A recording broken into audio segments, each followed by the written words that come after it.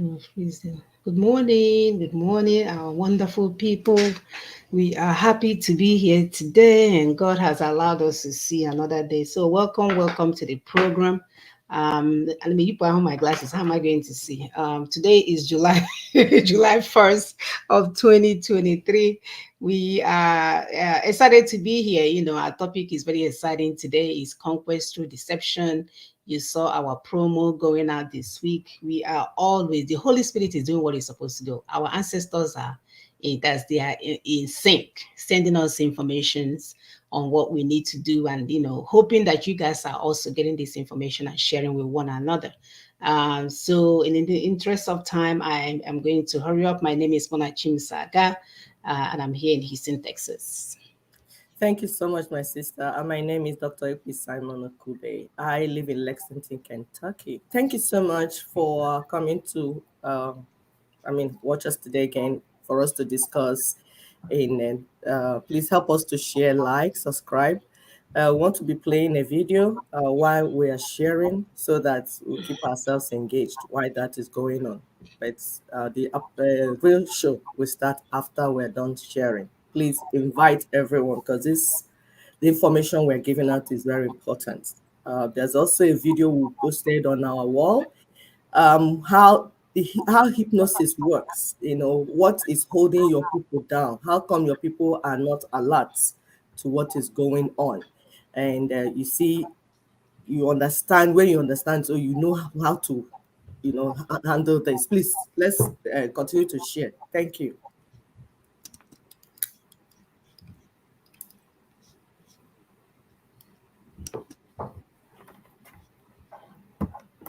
This is what the church is doing to our people because they're all together as partners.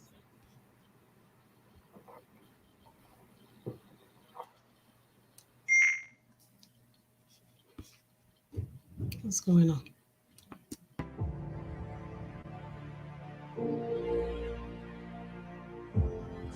We are not asking you to give so the church can be blessed. We're asking you to give so you can be blessed. The church is a blessed body.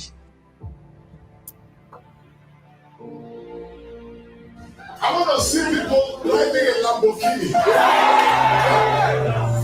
I want to see somebody walk out of this place today and you buy your Bentley.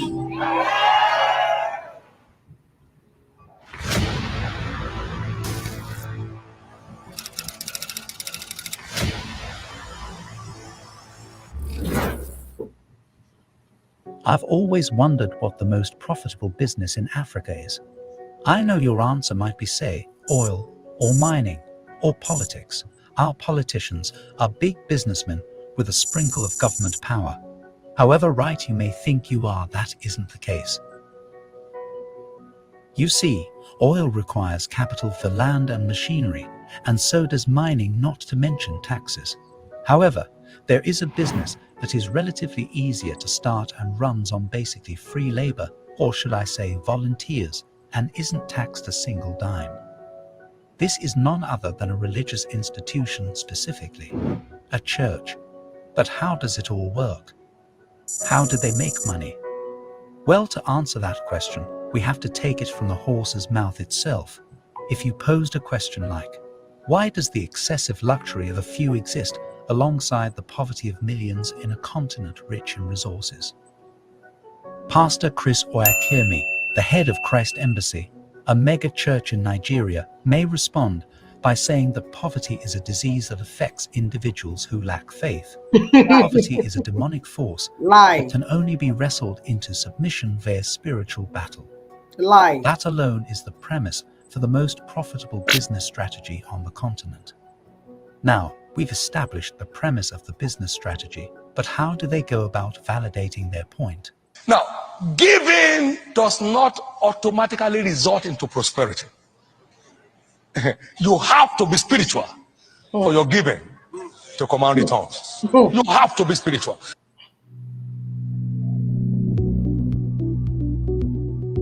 Please share. Why don't you own commercial real estate? Help us to share. Yes, you. Subscribe, Why don't you like, own share to our people. I mean, anyone can say anything and Yes. people won't care. But need to what be if it free. came from the Bible, or at least implied from the Bible? They would require something that motivates people enough to give everything they have and more, just so they can be wealthy, because of the premise of the business strategy, as earlier mentioned. No one wants to be poor, but if they had faith and gave their tithe, success is at their doorstep. This sort of dogma is what's known as the prosperity gospel. The prosperity gospel provides strength to those who are powerless and adrift in the midst of a socio-economic crisis. But it's a hollow call in the end, because it obscures the underlying nature of poverty and hence pulls nations away from addressing it.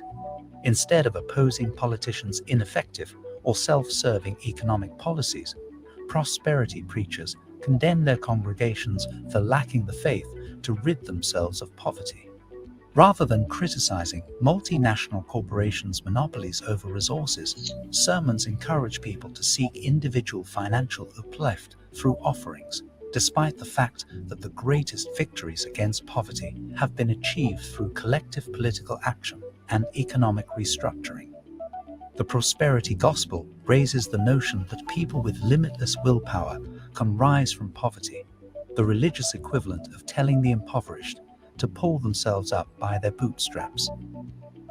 At most, it's a tranquil diversion from reality, lulling followers to sleep while we're still dominated by elites that value profits and power over people. Today, the prosperity gospel is one of Nigeria's largest exports, with some megachurches boasting over 25 million members and a footing in practically every continent. Bishop Oyedepo's Living Faith Church is one of the most well-known in Nigeria. If you are not a tither, you end up a beggar, Bishop Oyedepo has said, referring to the church's stance on tithing.